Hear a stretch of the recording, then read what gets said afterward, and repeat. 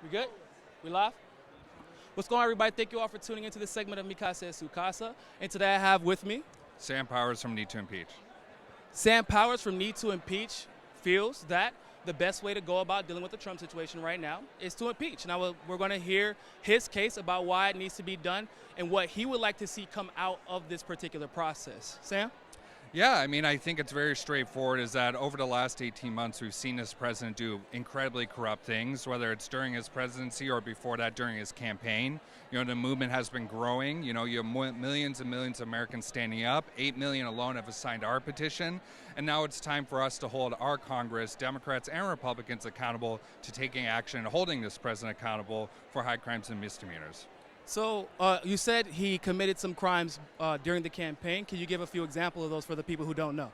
I mean, the biggest thing is that we consider the obstruction of justice as president as the impeachable thing he's done. You know, this is the big thing is that, yes, there was the collusion with the Russians. Yes, that was a big thing. Mueller went into a huge investigation of that. But didn't Mueller say there was no collusion, like technically speaking? Mueller refused to make a statement on it because he knows that it is not his constitutional authority to charge this president with any crimes. You know, so that is his role, and he passed the baton to Congress that now it's your role to take up. And if you believe this president, based on my report, has committed crimes, it is your responsibility to impeach. So, granted, you are correct. He can't technically charge him officially, but it is his capacity to say, I believe that he did collude, but he didn't say that. He said that there was no evidence of collusion. So there are a lot of people who are skeptical, not necessarily because they don't believe the president is corrupt, because I think that if you have eyes, you can see it, and if you have ears, you can hear it, clearly corrupt. But in that particular aspect, there are a lot of people who have issues with the premise of the impeachment if the collusion is going to be included in the conversation because of the Mueller report. So the fact that Mueller didn't say it, don't you think that we should stop having that as part of the conversation? Because it really, in my opinion, derails from the actual corruption of Trump. What do you think? I mean, we as an organization, we are focused on obstruction of justice, to your point, where collusion is not a legally defined word. And frankly, the president has really taken control over the last 18 months by saying no collusion, no collusion, no collusion. And he's really changed the debate on this, where yes, there is some evidence that they did intend to work with the Russians. Maybe it didn't happen. Maybe it didn't go through. Maybe the president tried to. Maybe it didn't. But the real reason we're here is obstruction of justice. This is a charge that is actually legally defined. It is not in this no collusion world of Trump. It is a legally defined thing. And that is where our organization stands behind that. Obstruction of justice is the biggest charge that this president has committed, along with other violations such as the Emoluments Clause violation. But so what examples of obstruction of justice are you all campaigning on? I mean, obstruction of justice is really what Mueller laid out in his report, where really doing everything to stymie the investigation that Mueller was doing. So we kind of wrapped that all up. Yes, earlier in our work that we believed the firing of James Comey was an obstruction of justice charge, but I think what the Mueller report showed is that there are tons of minor obstruction of justice cases throughout this, and that this was really a president that was kind of rampantly doing this. But then we end up finding out through the firing of Andrew McCabe that wasn't done by Donald Trump.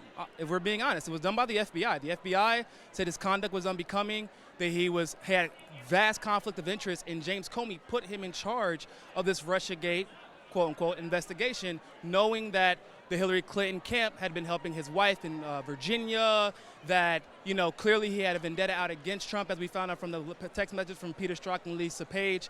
Like, James Comey was fired, and although at first it may have appeared to be obstruction of justice, it turned out that he was actually doing things that were unbecoming of an FBI director, and his deputy that he directly appointed was fired because of a lot of the things that Comey enabled. So should that really be considered obstruction of justice?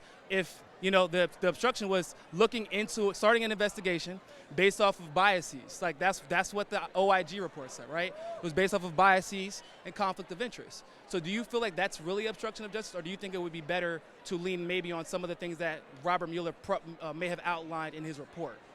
I think we're in a position where we had Robert Mueller write an incredibly detailed report on what is the reality of this president throughout the last 8 months as president, on what his role is obstruction of justice.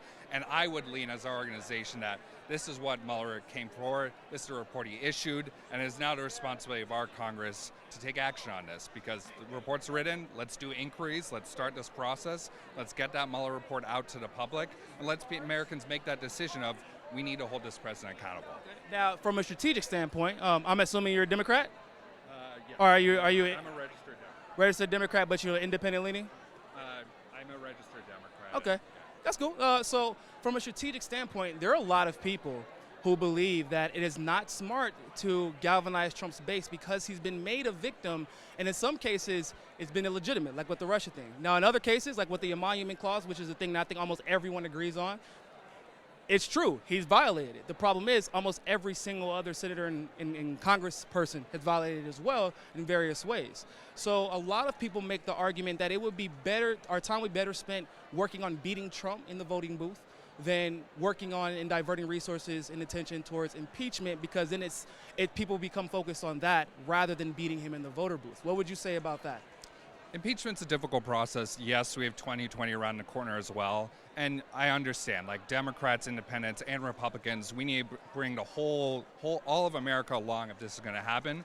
But also our organization refuses to believe that that's impossible. Like, I think our role as an organization is pushing the leadership in Congress, Democrats, Republicans, to take action on this, pushing voters, Democrats, independents, and Republicans, because that's where we're at. But you don't think there'll be any backlash from his base, because it seems like he's actually gotten more popular the more he's been victimized? I think the moral duty of our country is to take action and not fear what his Trump base really thinks about this. It is our responsibility to take action. Thank you very much, man. I appreciate you. Thank you. Thank you for what you're doing.